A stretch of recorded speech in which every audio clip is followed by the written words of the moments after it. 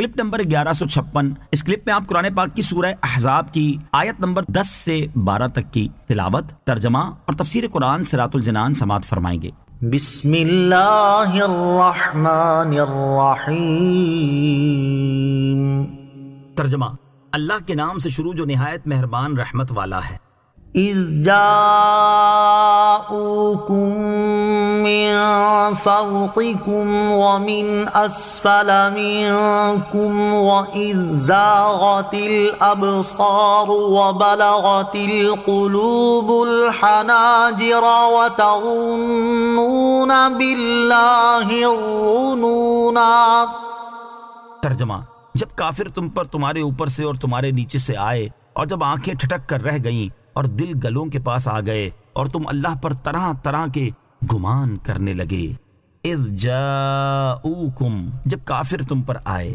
غزوہ احزاب کے موقع پر جب اللہ تعالیٰ نے ایمان والوں پر احسان فرمایا، اس وقت صورتحال یہ تھی کہ مدینہ منورہ پر حملہ آور ہونے والے لشکر میں سے وادی کے اوپر کی طرف مشرق سے اسد اور غطفان قبیلے کے لوگ مالک بن عوف نصری اور عیینہ بن حسن فزاری کی سرکردگی میں 1000 کی جمعیت لے کر آئے، اور ان کے ساتھ طلیحہ بن خویلد اسدی بنی اسد کی جمعیت لے کر، اور حیی بن اخطب یہودی بنی قریظہ کی جمعیت لے کر آیا۔ اور وادی کی نچلی جانب مغرب سے قریش اور کنانہ قبیلے کے لوگ ابو سفیان بن حرب کی سرکردگی میں آئے۔ اس وقت لوگوں کی آنکھیں ٹھٹک کر رہ گئیں، اور رعب و ہیبت کی شدت سے حیرت میں آ گئی، اور خوف و اضطراب اس انتہا کو پہنچ گیا کہ دل گویا گلوں کے پاس آ گئے، اور منافق تو یہ گمان کرنے لگے کہ اب مسلمانوں کا نام و نشان باقی نہ رہے گا، کیونکہ کفار کی اتنی بڑی جمعیت سب کو فنا کر ڈالے گی، اور مسلمانوں کو اللہ تعالیٰ کی طرف سے مدد آنے اور اپنے فتح یاب ہونے کی امید تھی۔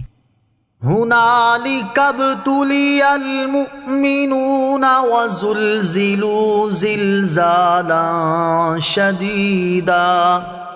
ترجمہ، وہیں مسلمانوں کو آزمایا گیا اور انہیں خوب سختی سے جھنجھوڑا گیا۔ ہنالک ابتلی المؤمنون، وہیں مسلمانوں کو آزمایا گیا، یعنی اسی دہشت ناک جگہ اور ہولناک حالات میں روب اور محاصرے کے ذریعے مسلمانوں کے صبر و اخلاص کو آزمایا گیا، اور اس جنگ میں ناداری، داخلی دشمنوں یعنی یہود مدینہ کا خطرہ، خارجی دشمنوں کی یلغار، اس کے علاوہ اپنی بے سر و سامانی وغیرہ سب مسائل جمع ہو گئے تھے، اور یہ ایسی چیزیں تھیں جن سے بہادر کے دل چھوٹ جاتے ہیں، مگر سچے غلامان مصطفیٰ صلی اللہ تعالیٰ علیہ وسلم ایسی آفات میں بھی اللہ تعالیٰ کی دی ہوئی توفیق سے ثابت قدم رہے۔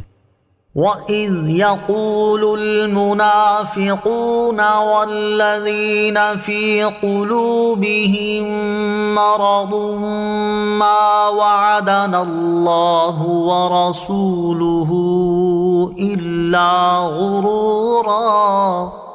ترجمہ، اور جب منافق اور جن کے دلوں میں مرض تھا وہ کہنے لگے اللہ اور اس کے رسول نے ہم سے دھوکے کا وعدہ کیا۔ وَإِذْ يَقُولُ الْمُنَافِقُونَ، اور جب منافق کہنے لگے۔ خندق کی کھدائی کے دوران نبی کریم علیہ السلام نے چٹان پر ضرب لگا کر اسے ریزہ ریزہ کر دیا، اور اس کے بعد یہ بشارت دی کہ فارس، روم، یمن اور حبشہ کے ممالک مسلمانوں کے ہاتھوں فتح ہوں گے۔